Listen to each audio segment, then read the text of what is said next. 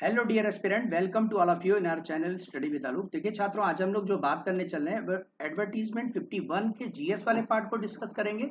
लेकिन ये डिस्कशन आरंभ हो उसके पहले हम लोग देखते हैं, बहुत सारे एस्पिरेंट्स ने हमको फोन करके कहें कि सर क्या मेरिट एक्सपेक्टेड है इसमें जाने की। तो अगर मैं थोड़ा सा अगर आपको फीडबैक में लेकर चलूँ तो एडवर्टीजमेंट 46 हो गया, 47 हो गया और 50, तीन एडवर्टीजमेंट अगर आप इसको उठा करके देखें तो यहाँ पर वैकेंसी बहुत कम थी और ये मेरिट आपकी 62 66 67 के आसपास में ये मेरिट जो है गई हुई थी। ठीक है, जैसा कि आप सब लोगों ने देखा होगा ये मेरिट यहाँ पर जनरल और ओबीसी की ये मेरिट लगभग रही है। ठीक है, 47 के अंदर में मेरिट देखी जाए तो यहाँ पर भी मेरिट क्या हुआ था कि सीट बहुत ज्यादा थी। ठीक है, तो आपको ये चूंकि ये जो 47 है इसका कंपेरिजन आपको इसलिए नहीं करना है, तो आपको जो कंपेरिजन करना है वो 46 वाले से करना है, क्योंकि वहां पर सीटें जो है और 51 का जो है यहाँ पर अगर आप देखेंगे, जब 51 का अगर आप देखते हैं तो यहाँ पर क्या है कि सीटें आपकी बहुत लिमिटेड है, 42 है। ठीक है, पेपर भी अगर देखा जाए तो ये लगता है कि बहुत आसान है और बहुत सारी, देखिए कुछ क्वेश्चन तो ऐसे होंगे कि जिनको आपको करना होगा। ठीक है, लेकिन ऐसा भी है बीच बीच में क्वेश्चन इस तरीके से बने हैं कि बहुत ही स्टैंडर्ड है, बुक्स हैं। ठीक है, कुछ कह लीजिए कि कुछ करंट अफेयर्स के क्वेश्चन है, कुछ चीजें ऐसी हैं जिनमें लगा, कुछ चीजें तो नॉर्मल है लेकिन कुछ क्वेश्चन इस प्रकार से बनेंगे। हाँ, वो बात अलग है कि जहां पर आप एक समय हुआ करता था कि 15 टू 20 क्वेश्चन कर लिया करते थे, वहां आप 20 प्लस में कर सकते हैं, यानी 23 क्वेश्चन आप कर सकते हैं, यानी 20 नहीं कह सकते हम उसको, 18 टू 24 कह सकते हैं। ठीक है, कि 18 से 24 के बीच में क्वेश्चन आप इजिली कर सकते हैं, अच्छे से कर सकते हैं। आपको ये चीज आना चाहिए, अगर ये रिक्वायरमेंट होती है 18 क्वेश्चन आप लगभग नियर अबाउट करें। एक समय था कि पेपर इस तरीके से बन जाता था कि 15 क्वेश्चन कर पाना भी बड़ा मुश्किल होता था। ठीक है, तो हम यहाँ बात कर रहे हैं कि हमको 46 से अगर हम कंपेरिजन करें तो आप यहाँ पर देख पाएंगे कि कुछ लगभग वैसी ही वैकेंसी है और 46 के अंदर में जब 66 67 मेरिट गई हुई थी। तो भाई छात्रों, सबसे बड़ी चीज है कि जनरल की मेरिट यहाँ पर भी जो पेपर है, आप दोनों पेपर जीएस और सोशियोलॉजी दोनों देखेंगे, कहने सुनने और इस प्रकार की बातें वो तो एक अलग मैटर है। ठीक है, वो तो हवा में जो लोग करते हैं, लेकिन जो हम अच्छे एस्पिरेंट्स की बात कर रहे हैं जिन्होंने 2.5 साल से लगातार टेस्ट दिया हुआ है, एक दो 10 20 बार नहीं, बहुत सारे टेस्ट, यानी 100+ टेस्ट दिए हैं और उसमें अपना लोहा मनवाया है। ठीक है, मैं उन एस्पिरेंट्स की बात कर रहा हूँ कि और उनके नंबर को मैंने ऐड किया, उनके नंबर को देखा, उनका एवरेज देखा। तो ये आप मान करके चलिए कि अगर कोई भी aspirant 66 as a general candidate के रूप में देखा जाए तो 66 67 68 मेरे अनुमान से इससे ज्यादा मेरिट कभी नहीं आती। या तो 66 जाने की उम्मीद है, या 67 जाने की उम्मीद है, या 68 जाने की उम्मीद है। ठीक है, मतलब ये मेरा अपना अनुमान है। मैंने पिछली बार 60 क्वेश्चन का एक अनुमान किया हुआ था कि 60 क्वेश्चन मेरिट जाएगी एडवर्टीजमेंट 50 में, लेकिन कुछ दुर्भाग्य या कुछ ऐसा कह लीजिए कैलकुलेशन में गलत हुआ और 62 मेरिट गई थी। ठीक है, दो क्वेश्चन ज्यादा चले गए थे, इस तरीके से एक अनुमान मैंने किया हुआ था। तो इसीलिए मैंने यहाँ पर आपको 3 मार्क्स बता दिए कि जो है 66 क्वेश्चन, 67 क्वेश्चन, 68 क्वेश्चन, ये 3 नंबर हैं।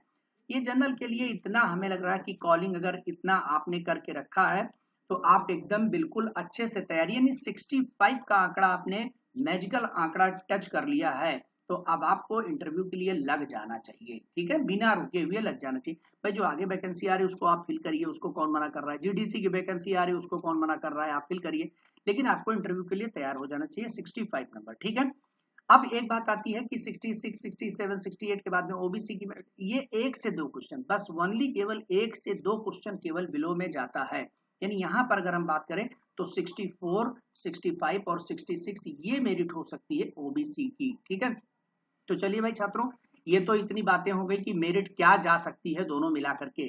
अब आइए हम लोग पेपर को देखते हैं और समझते हैं कि पेपर में क्या क्या चीजें हैं। जैसे एक तो मेरिट की बात हो गई, और आप लोग भी क्या कर सकते हैं कि जो अच्छे एस्पिरेंट हैं, देखिए हर एस्पिरेंट अपने आप में अच्छा होता है, लेकिन कभी कभी क्या होता है कि कुछ एस्पिरेंट खुद कहता है कि सर मैंने करंट नहीं पढ़ा, मैंने ये कंप्यूटर नहीं पढ़ा, मैंने ये नहीं किया, मैंने बोला अपना गलत। देखिए ऐसे बच्चों की मैं बात नहीं कर रहा हूँ, लेकिन जो सिंसियरली अपनी तैयारी की है, 2 2.5 साल से लगातार टेस्ट दिए हैं, अच्छे से पढ़े हैं, अगर उनका देखेंगे तो वो बच्चे मतलब 70+ में, कुछ बच्चों को उंगलियों पर अगर आप गिन लेते हैं तो 70+ में कुछ बच्चे आपके पास में हैं, यानी 50 स्टूडेंट आप मान के चलिए कि 50 टू 60 स्टूडेंट ऐसे हैं 10 स्टूडेंट, 10 से 15 स्टूडेंट तो ऐसे हैं जो ये भी बताते हैं हमको कि सर मेरा जो है लगभग नियर अबाउट 80 के आसपास में, फर्स्ट राउंड में उन्होंने बता दिया 80 के आसपास में। लेकिन अब क्या होगा वो जब आयोग की आंसर की आएगी तभी पता चल पाएगा, ठीक है। लेकिन फिलहाल उन्होंने ऐसा बताया, लेकिन ज्यादातर बच्चों ने 70 प्लस, जो मतलब अच्छे एस्पिरेंट्स में जिन्होंने तैयारी की है वो 70 प्लस बोल रहे हैं, यानी कि 70 से लेकर के 75 के बीच में, यही आपकी ज्यादातर जो अच्छे एस्पिरेंट्स के, जिनके जो कभी कभी पढ़ते थे वो 65 टू 70 वाले, यानी हम यहाँ पर 3 क्राइटेरिया है, एस्पिरेंट्स हैं लेकिन उतने जीएस पे उतनी अच्छी पकड़ नहीं, वो 65 टू 70 के बीच में है। जिन्होंने बेहतरीन तैयारी की, सिविल वगैरह की तैयारी की है, उनके पास में 70 टू 75 है। क्योंकि सिविल में प्रिपरेशन करने वाला क्या है कि जीएस में तो वो 23-24 क्वेश्चन कर ले गए हैं, लेकिन उनके पास में ये 50 क्वेश्चन, जो आपका 50 क्वेश्चन है, ये 50 क्वेश्चन केवल सोशियोलॉजी में बना पाना बड़ा मुश्किल वाला काम हो गया 50-55 के बीच में, ठीक है। क्योंकि पेपर ठीक ठाक है, वो आपको केवल लगेगा, और ये पेपर भी आपको सोशियोलॉजी वाला भी पेपर मैं अपलोड करूंगा, अभी आपको जीएस का पेपर मैं आपको प्रोवाइड कर रहा हूँ, ठीक है। तो ये 50 हो गया। और दूसरी चीज है तो यानी 50 और 24 भी मिला लेंगे तो 74 आ रहा है, ठीक है। ये एक दो क्वेश्चन आगे भी बढ़ गए, यानी हमने जो बताया ना कि 70 टू 75 ये एक स्टैंडर्ड फॉर्म में है, ठीक है। आउटस्टैंडिंग वो 80 के आसपास टच करने वाले, जो मतलब होने वाले एस्पिरेंट्स हैं, जहां पर जिनका सिलेक्शन भी हो जाएगा वो 70 टू 75, और कुछ बच्चे हैं जिनको कॉलिंग हो जाएगी, वो ईश्वर की कृपा से आगे बढ़ सकते हैं, 65 टू 70 मार्क्स वाले भी हो सकते हैं, ठीक है। चलिए, ये तो सब इतनी बातें हो गई। अब हम लोग आते हैं सीधा सीधा क्वेश्चन पर आ जाते हैं। तो यहाँ पर देख रहे हैं, पहला क्वेश्चन है कि कोविड महामारी 2020-21 के दौरान बुरी तरह प्रभावित क्षेत्रों का क्रम क्या है। तो भाई ज्यादा बुरा कौन है, फिर उसके बाद कौन है, फिर उसके बाद में, तो अगर आप देखें उद्योग सेक्टर जो है, ये कई जो है इसको लेकर के कहे कि सर सेवा सेक्टर हो जाना चाहिए, कृषि होना चाहिए और उद्योग होना चाहिए, ये इस तरीके से कि सेवा, उद्योग और कृषि होना चाहिए। लेकिन यहाँ पर उद्योग, सेवा और कृषि ये सेक्टर जो है ज्यादा, क्योंकि उद्योग तो पूर्ण रूप से बंद हुए, ठीक है, जहां पर कम, सेवा में कुछ सेवाएं जारी रही, ठीक है, लेकिन उद्योगों का काम पूर्ण रूप से, तो इसीलिए इंडस्ट्री देन, कुछ लोग चैट जीपीटी और दुनिया और बहुत सारी चीजों से सर्च करते हैं, लेकिन ये है कि आप ये मान के चलिए, अब ये तो आयोग के आंसर की आने के बाद में वो क्या मानते हैं वो एक अलग बात है, लेकिन जो अप्रॉक्स डेटा आपके पास में है वो उद्योग, देन आपके पास में सेवा। क्योंकि आप देखिए सेवा सेक्टर की बात करिए, क्या मेडिकल के भले कोविड का चल रहा था, लेकिन क्या कुछ सेवाएं एकदम बंद हो गई थी, सेवाएं जारी, लेकिन इंडस्ट्री लेवल पर बंद हो गया था, ठीक है। तो इंडस्ट्री बंद थी, एक चीज आपको ध्यान रखना है, एकदम पूर्ण रूप से बंद थी, उसके बाद में सेवा सेक्टर, और देन कृषि अपना काम धीरे धीरे कर रहा था।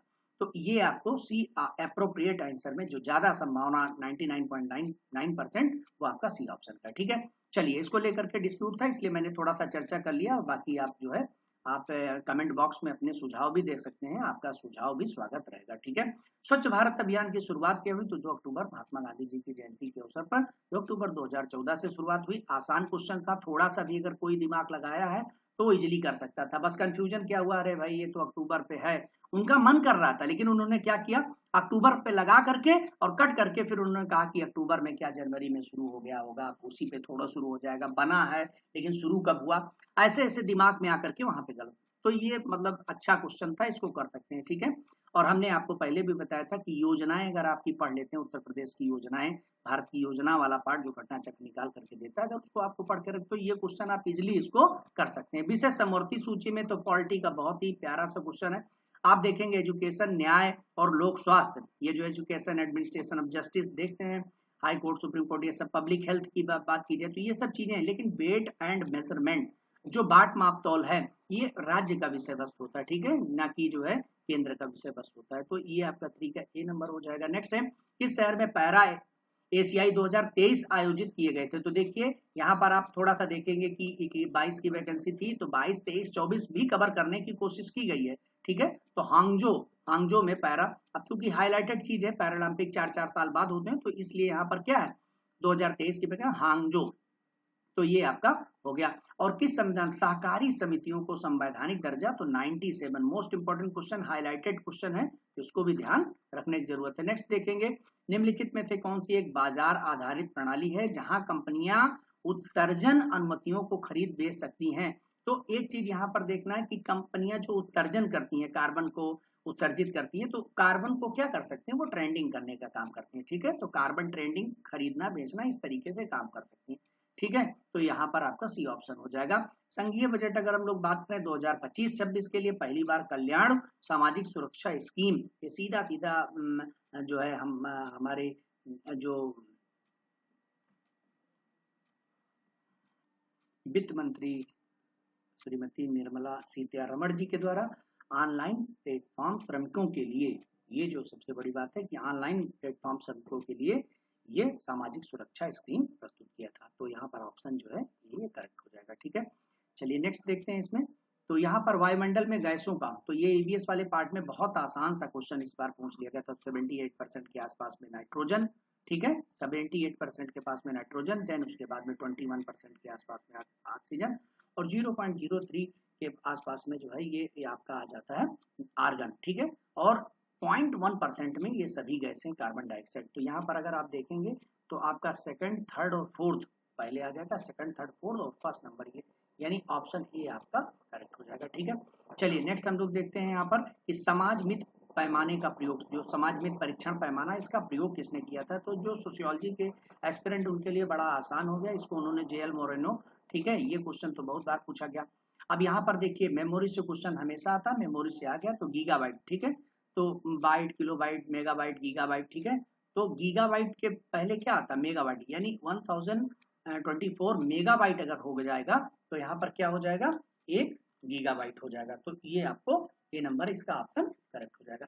नेक्स्ट चलिए इसमें हम लोग आगे बढ़ते हैं कि किस तिथि को अखिल भारतीय कांग्रेस की बैठक में गांधी जी ने कांग्रेसियों को भारत के विभाजन को स्वीकार करने को कहा था कि भाई जो विभाजन है इसको स्वीकार कर लिया जाए। ठीक है, तो ये 14 जून 1947 को जो है इसको स्वीकार कर लिया, स्वीकार करने की बात कही, और उसके बाद में फिर आजाद दोनों देश अलग अलग हुए। ठीक है, तो कार्टाजीना प्रोटोकॉल की अगर हम लोग बात करें, ठीक है, तो कार्टाजीना प्रोटोकॉल ये किससे संबंधित है? तो ये कुछ ये जीवित शोधित, ठीक है, जीवों से संबंधित है। तमिलनाडु में अगर हम लोग बात करें एक नई राजनीतिक पार्टी, इसको है तमिलागा वेट्री कजगम। ठीक है, तमिलागा वेट्री कजगम, इसके जो है तो वो जोसेफ विजय चंद्रशेखर, ठीक है, तो इसके द्वारा शुरू की गई, जोसेफ विजय चंद्रशेखर के द्वारा। और दशमलव संख्या 10 का बाइनरी प्रतिनिधित्व क्या करता है? तो 1010, ये ऑप्शन ए आपका करेक्ट हो जाएगा। नेक्स्ट हम लोग बात करेंगे पारिस्थितिकी, पर्यावरण पारिस्थितिकी में परिवर्तन संबंध में पौधों के मौसमी संबंधी गतिविधियों के समय को क्या कहते हैं? ठीक है, अगर हम लोग बात करें कि पौधों के मौसमी गतिविधियों के समय को क्या ये कहा जाता है, तो ये हो जाता है, इसको हम कहते हैं प्रतिभागियों। एक शब्द यहाँ पर जलवायु विज्ञान होगा, या आपका पारिस्थितिकी होगा, या वानिकी होगा, या परिघटना विज्ञान यहाँ पर होगा। यहाँ पर जो छात्र होगा वो आपका हो जाएगा फेनोलॉजी। ठीक है, तो ये आपको याद रखना है कि कई बच्चे जो है यहाँ पर इकोलॉजी वगैरह लगा दिए हैं, लेकिन ये जो है वो परिघटना विज्ञान, यानी उसको फेनोलॉजी कहते हैं। ठीक है, नेक्स्ट हम लोग बात करेंगे निम्नलिखित में से कौन सा एक मानव प्रतिभागियों को शामिल करने वाले शोध का प्राथमिक नैतिक विचार है? ठीक है, प्राथमिक नैतिक विचार है। तो जब हम लोग नैतिक विचार की बात करते हैं कि प्राथमिक नैतिक, तो उनकी गोपनीयता को बनाए रखना है। ये आप लोग कई बार रिसर्च में अपनी चीजों को देखते हैं, तो जो प्रतिभागियों की गोपनीयता बनाए रखना, ये उनका नैतिक विचार के अंतर्गत आता है। ठीक है, चलिए हम लोग बात करेंगे कि यहाँ पर क्वेश्चन दिया गया है, अभिकथन है कि जब कोई जहाज नदी से निकलकर समुद्र में प्रवेश कर जाता है, नदी से निकला और समुद्र में प्रवेश किया तो ऊपर उठ जाता है। ठीक है, आपने देखा होगा। ऐसा क्यों होता? क्योंकि समुद्र के जल का घनत्व नदी के जल के घनत्व से अधिक है। बिल्कुल सत्य है, ए और आर दोनों सत्य हैं, दोनों घटनाएं सत्य हैं, और सही बात है कि आर ए की सही व्याख्या करता है, क्योंकि जब घनत्व ज्यादा होता है तो उत्प्लावन बल अधिक हो जाता है। ठीक है, अब हम लोग बात करेंगे कि भारतीय संविधान के किस अनुच्छेद के तहत शिक्षा के अधिकार को मौलिक अधिकार के रूप में? तो अनुच्छेद 21A, ये बहुत हाईलाइटेड क्वेश्चन है, कई बार पूछा गया है, मतलब ये सब क्वेश्चन ऐसे हैं जिनको आप कर सकते हैं इजिली। ठीक है, विश्वविद्यालय अनुदान आयोग की कौन सी उच्च शिक्षा समिति में डिजिटल लर्निंग की चुनौतियों का समाधान करने का लक्ष्य रखती है? ठीक है, तो ये भी, तो ये डिजिटल इंडिया कार्यक्रम जो है, ये कमेटी जो है वो डिजिटल इंडिया कार्यक्रम, ये जो है चुनौतियों का समाधान करने की लक्ष्य देखेंगे। इनपुट डिवाइस, आउटपुट डिवाइस, इस पे भी क्वेश्चन, तो प्रोजेक्टर देखते हैं इस करता है। जो इसमें बार कोड रीडर होता है वो क्या करता है? वो इनपुट डिवाइस है। ठीक है, वो रीड करके चीजों को, सूचनाओं को अंदर में ले लेता है। ठीक है, तो ये आपका इनपुट डिवाइस है। नेक्स्ट हम लोग बात करेंगे भारत का पहला सौर मिशन आदित्य L1, ठीक है, यह कब प्रक्षेपित किया गया? तो सौर मिशन आदित्य L1 तो ये छात्रों हुआ है सितंबर, जो है सितंबर 2023 में। इंपॉर्टेंट क्वेश्चन है ये क्वेश्चन ऐसे हैं कि जो हो सकता है लोगों से मिस करें, क्योंकि यहाँ पर आप देख रहे हैं कि ये जो करंट पूछा गया वो 2023 में चला गया। राज्यों के द्वैध शासन, जो डायरकी स्टार्ट किया गया है, डायरकी की बात की गई, द्वैध शासन ये कब किया गया राज्यों में? तो ये 1919 के अधिनियम के तहत 1921 में किया गया। ठीक है, 1919 जो भारत शासन अधिनियम 1919 के तहत 1921 में, यहाँ तो कोई 1921 का ऑप्शन नहीं है, लेकिन यही जो है किस, तो 1919 का अधिनियम। तो निम्नलिखित में से यहाँ पर कह रहा है कि एक अनुक्रम में व्यवस्थित करना है। ठीक है, कि सबसे पहले कौन सा होगा फिर कौन सा होगा।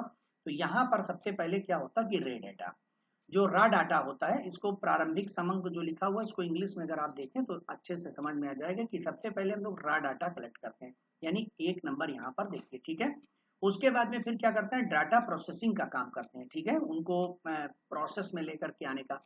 फिर उसके बाद में फिर क्या करते हैं, प्रेजेंटेशन ऑफ डेटा, डेटा को जैसे किसी बार ग्राफ के माध्यम से या किसी माध्यम से उसको दिखाने की कोशिश करते हैं, और उसके बाद जब वो बार ग्राफ या सारणी में टेबुलेशन में आ जाता है प्रेजेंटेशन में, फिर उसका एनालिसिस करते हैं। ठीक है, तो एनालिसिस करने का काम करते हैं। तो यहाँ पर ये आपका 3rd नंबर पे आ जाएगा। ठीक है, तो आप यहाँ पर बी ऑप्शन ये जो है आपका करेक्ट। थोड़ा सा इंग्लिश वाले वर्जन पे देखते तो आसानी से इस क्वेश्चन को टैकल किया जा सकता था। ये क्वेश्चन बेरोजगारी, ये सोशियोलॉजी का भी देखिए क्वेश्चन है। ठीक है, कि प्रचंड बेरोजगारी जो होती है वो एक ऐसी बेरोजगारी होती है कि जिसमें किसी व्यक्ति के किसी कार्य में होना या ना होने में कोई अंतर नहीं होती, यानी जबरदस्ती लोग लगे रहते हैं, उनकी कोई उपयोगिता वहां पर विशेष रूप से नहीं रहती। यहाँ पर एक क्वेश्चन है कि खोजपरक अभिगम जो अन्वेषण आधारित शिक्षण की विधि है किसके द्वारा आरंभ की गई? तो भाई ये क्वेश्चन बहुत ही इंपॉर्टेंट है, ये किसके द्वारा की गई है? तो ये है जेरोम ब्रूनर। ठीक है, तो जेरोम ब्रूनर ने अन्वेषण अधिगम, ठीक है, ये आपको इंक्वायरी बेस्ड एजुकेशन की बात इन्होंने किया। नेक्स्ट हम लोग बात करेंगे कक्षीय अवधि के आधार पर। तो ये आप लोगों को जीएस वाले पार्ट में बहुत अच्छे से बताया गया है इसको सब, कि जब आप सन एक बना लेते हैं और सन के किनारे किनारे देखते हैं तो यहाँ पर बुध शुक्र पृथ्वी मंगल, ठीक है, बुध शुक्र पृथ्वी मंगल बृहस्पति शनि अरुण वरुण, ठीक है, आगे चल के यम भी है। तो अब यहाँ पर अगर आप इसको देखेंगे तो क्या होगा, सबसे दूर में यूरेनस देखा, यूरेनस अरुण सबसे दूर में भाई, क्योंकि जो जाएगा तो इसको इतना बड़ा चक्कर लगाना पड़ेगा। ठीक है, और वहीं पर ये जो आपका बुध है ये सबसे कम समय में चक्कर लगाएगा, तो उसके बाद में बुध शुक्र भी और कम लगाएगा, फिर पृथ्वी लगाएगा, फिर उसके बाद मंगल देखा जाए। तो इस तरीके से अगर आप देखेंगे तो यहाँ पर क्या होगा, जो सबसे ज्यादा है तो यूरेनस क्या है, यूरेनस सबसे लास्ट में यूरेनस और देन नेपच्यून। ठीक है, तो यूरेनस सबसे दूर है तो इसका मतलब सबसे ज्यादा समय यूरेनस लगा रहा है। तो 4 नंबर पे अगर आप देखिए, ठीक है, तो यहाँ पर यूरेनस यानी 4 नंबर, लेकिन 4 तो 2 में आ गया। अब क्या है दूसरे नंबर पे, यूरेनस के बाद में क्या है, फिर यहाँ पर आ जाएगा बृहस्पति है शनि है। ठीक है, अब दूसरा यहाँ पर एक महत्वपूर्ण आ जाता है कि बृहस्पति ज्यादा समय लगाएगा या शनि लगाएगा। तो बुध शुक्र पृथ्वी मंगल, ठीक है, और बृहस्पति फिर शनि, शनि क्या है बाद में, तो यानी इसका मतलब क्या हो गया, वहां पर शनि जाएगा। ठीक है, अब दूसरे नंबर पर शनि हो जाएगा, यानी अब आपका यहाँ 4 के बाद 1 और फिर देन उसके बाद में शनि के बाद में कौन सा यहाँ पर बृहस्पति, यानी अगर आप यहाँ लिख लें इसको, बुध हो गया शुक्र हो गया, बुध शुक्र पृथ्वी मंगल है ना, बृहस्पति फिर शनि फिर अरुण फिर वरुण, इस तरीके से बना हुआ है। तो अगर यहाँ पर देखेंगे तो बृहस्पति यानी 3 नंबर बृहस्पति और लास्ट में 2 नंबर मंगल सबसे पास में होगा। ठीक है, तो ये ऑप्शन डी इसका करेक्ट हो जाएगा। तो भाई छात्रों इसको थोड़ा सा देखिए, क्योंकि जो जिसको जरा सा भी यहाँ पर कंफ्यूजन होगा वो क्वेश्चन गलत कर सकता था। चलिए नेक्स्ट हम लोग देखेंगे, मेगास्थनीज किसके दरबार में आया हुआ था? ये बहुत ही हाईलाइटेड हिस्ट्री का क्वेश्चन है। ये चंद्रगुप्त मौर्य के शासनकाल में आया था।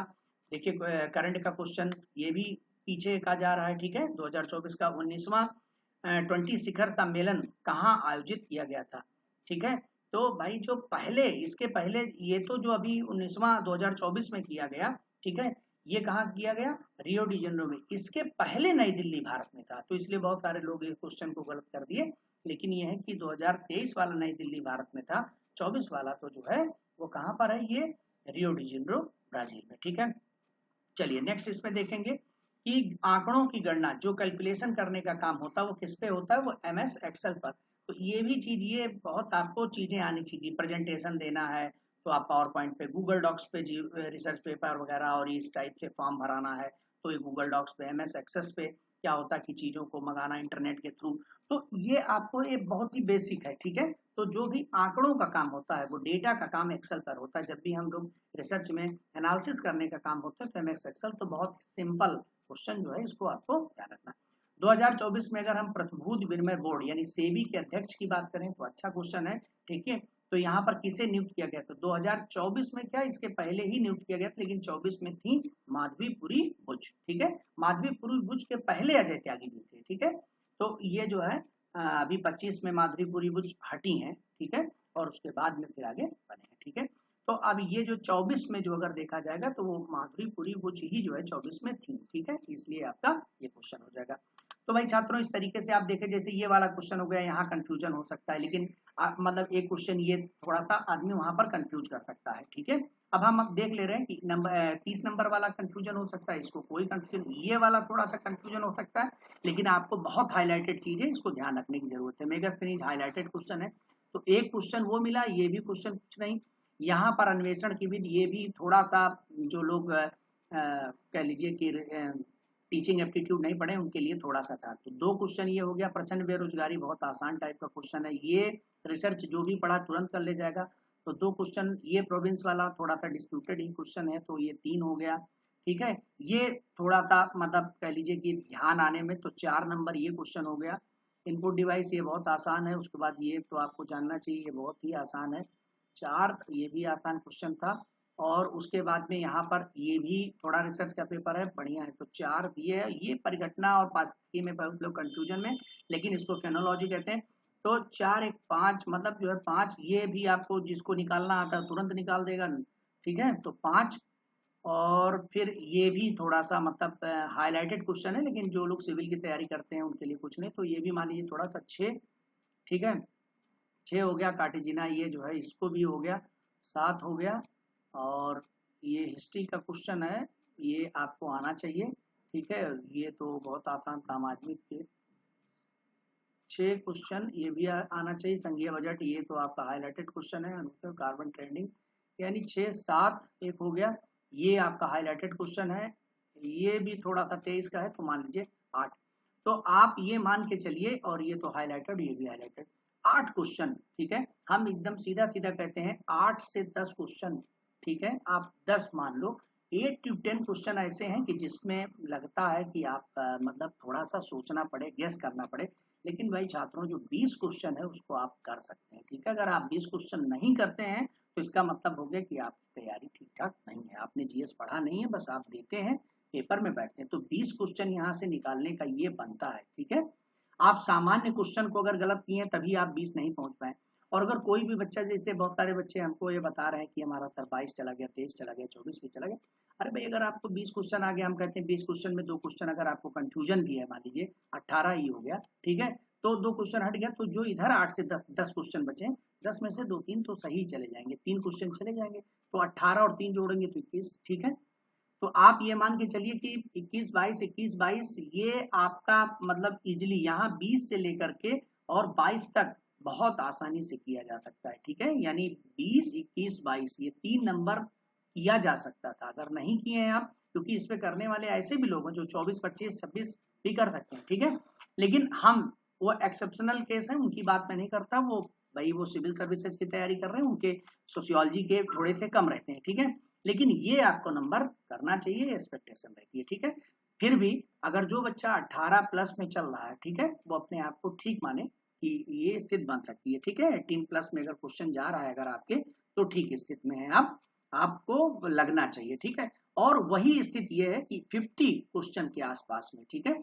अगर आप देखिए 40 क्वेश्चन तक तो इजिली आप कर सकते हैं, तो 40 से 45 क्वेश्चन तक ये आपका ज्यादातर लोग जो रियल में अपने आप से मेहनत करके किए 40 से 45 क्वेश्चन कर सकते हैं। लेकिन 45 से 50 ये आपका, अगर आप 50 कट आंकड़ा टच करते ज्यादा, जैसे ये तो क्या है, ये वो बच्चे हैं जो कह लीजिए बहुत सामान्य रूप से 40 से 45 मतलब एग्जाम दिए अच्छे से अपना वो किए। 45 से 50 वाले वो बच्चे हैं जिन्होंने मेहनत किया था। लेकिन 50 से प्लस में जिसने भी क्वेश्चन 50 प्लस किया है सोशियोलॉजी में, वो ठीक है, क्योंकि देखिए लग रहा है अभी आसान है। जब आप पेपर को देखना शुरू करेंगे, तैयारी करना शुरू करेंगे, या उसमें जब आंसर की आएगी तो आपको पता चलेगा कि 50 क्वेश्चन अगर प्लस में है आपके तो बहुत अच्छी स्थिति में। इसीलिए मैंने बताया कि 50 इसमें 20 इसमें, यानी 70 क्वेश्चन भाई छात्रों ये आप कर सकते थे बहुत आसानी से।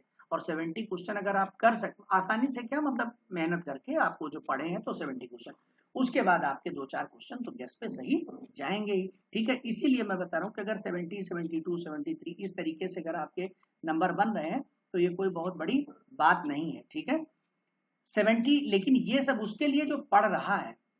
और आपने देखा होगा सोशियोलॉजी के अंदर में ऐसा नहीं है कि बहुत सारे बच्चे हैं भाई, 4 से 5,000 स्टूडेंट हैं, ठीक है, मान लीजिए 5,000 स्टूडेंट, तो वो 5,000 स्टूडेंट में केवल 500 ऐसे स्टूडेंट हैं जो दिन रात एक किए हुए हैं। ठीक है, उन्हीं 500 में से ही ये सब चलता है, ये जो 70 का राउंड फिगर में चलता है वो उसी 500 स्टूडेंट हैं, उन्हीं के बीच में ये सब सारा कंपटीशन रहता है, इससे ज्यादा की बात नहीं।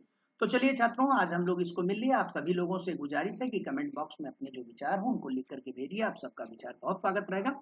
और विचार का मतलब ये हो गया कि आपका क्या मेरिट जा सकता है, किस तरीके से बातें होती हैं। और हमें लग रहा है कि हो सकता है जल्दी ही आंसर की आ जाए, हफ्ते 10 दिन में अगर आंसर की आ जाती है तो फिर आप लोग इसमें जो जिन क्वेश्चनों पर आपत्ति हो उस आपत्ति को भेजिए और उसके बाद में फाइनलाइज होता है। ठीक है, तो ठीक है छात्रों, फिर जो है हम लोग मिलते हैं अगले लेक्चर में और फिर देखते हैं। और अब आप सभी लोगों के लिए, जो इसमें बहुत सारे हमारे ऐसे विद्यार्थी हैं जिन्होंने वास्तव में सोशियोलॉजी में बहुत मेहनत की, मतलब वो सिविल सर्विसेज के कई ऐसे स्टूडेंट यहाँ पर आ जाते हैं जो 25 प्लस जीएस में करके बैठे हैं, जिनकी वजह से वो दबाव में आ गए हैं। ठीक है, ऐसा होता है। लेकिन अब एक अपॉर्चुनिटी आ रही है आप सभी लोगों के लिए कि जीडीसी के अंदर में क्या कर रहे हैं कि अब डिस्क्रिप्टिव क्वेश्चन को दे रहे हैं। यानी अगर जिसका कॉन्सेप्ट है, जिसके पास एग्जाम्पल है, जिसके पास बातें हैं, जिसको इन्होंने पढ़ा है, वह व्यक्ति लिख पाएगा। ठीक है, बाकी टिक मारने के लिए तो कोई भी मार सकता है, लेकिन जब लिखने की बात आती है ना, 2 पेज लिख करके किसी के बारे में देना होता है कि भाई इन्होंने क्या कहा, इसको दीजिए, उसकी समालोचना कीजिए, उसकी व्याख्या कीजिए, उसका मूल्यांकन कीजिए। जब इस प्रकार के क्वेश्चन पूछे जाते हैं, प्रकाश डालिए, तो वहां पर एक आलोचनात्मक व्याख्या कीजिए। तो इस प्रकार की बातें होने का मतलब हो गया कि वास्तव में आपको पढ़ना पड़ेगा। समाजशास्त्र विषय की फिर से भूमिका बढ़ने वाली है। आप सभी को शुभकामनाएं, ऑल द बेस्ट।